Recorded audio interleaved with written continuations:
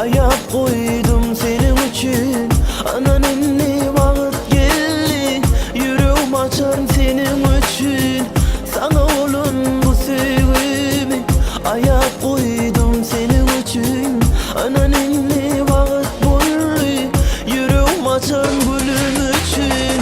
Söylendir yazarım asman yüzünde. Gerek olsa dağlarda hem de düzünde.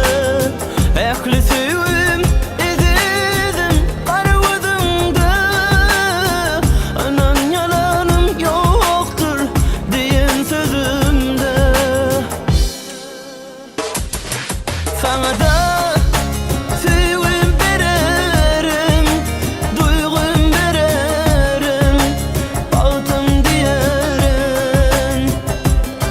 yine de seni seviyorum, söyle diyerim, baktım duyuyorum.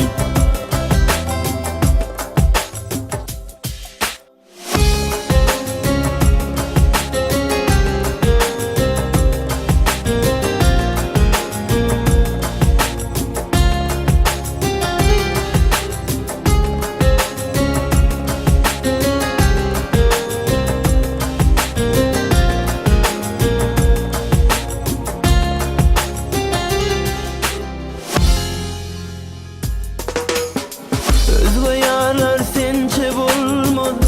Senin özün benim için hiçbiri denleşebilmez.